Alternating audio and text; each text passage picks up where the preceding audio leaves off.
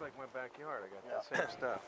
Okay, this is your drip gate here, and it's probably about 8 inches down. Now this is a cover crop, as I said. You can see he sprayed it. He's going to come in and he's going to flail this, and then he's going to come in and work his ground up, and then come in and plant his transplants. But what this does is it's like you would put mulch back in your garden. He won't damage the tape by doing that. He's going to go shallow enough that he won't damage the tape. Now there's three. Well, let's talk about water quality for a minute. Let's talk about water quality.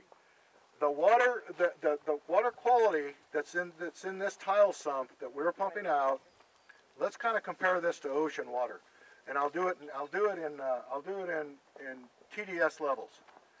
The water total dissolved solid levels, which I'm talking about salts. This water here is about 4,000 parts per million salt. That's the subsurface water. Okay. The water that we apply to it, the irrigation water, is coming out of the California aqueduct, and it's probably this time of year it's a little over 200 TDS, 250, 300 maybe TDS, total dissolved solids. Compare this to ocean water. Ocean water is around 28,000. Now, I'm going to show you some crops that will survive on 28,000 part water. Wow.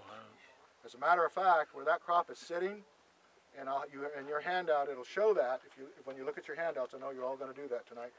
But you look at that handout, it's going to show the subsurface water is 25,000 EC, where that plant sits on. Seaweed.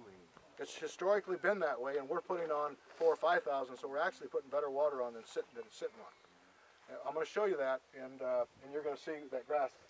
I was reminded a while ago, what I should tell you is that when you see an irrigation system, when we talk about planting crops, these drip systems don't operate 24 hours a day, 365 days of the year. The farmer will go in and he'll plant his crop, he'll irrigate them.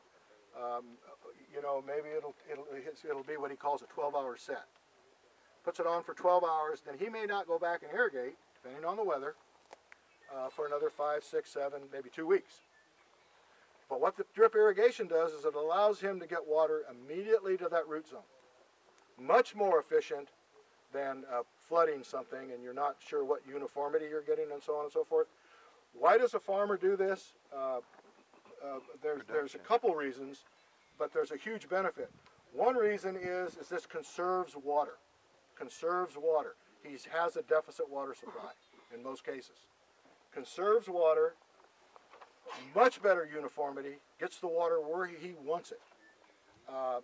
And it increases yields. We found out that I'm going to use some figures like 30% increase in yields. Wow. Let me talk about going from 50 ton per acre cannery tomatoes to 70 and 75. And you can overcome climatic problems with drip. Sunburn too. Yes, well, not so much the sunburn, Fungus. but you can if it's getting real hot, you can give it a shot of water, and I mean it gets there quick. And you can't do that if you have a sprinkler irrigation system. That's when you get the sunburn. But Bob, with the drip like that, it really helps uniformity. What was the third point? Oh, the third point. Why would I forget that? With drip irrigation, you reduce drainage.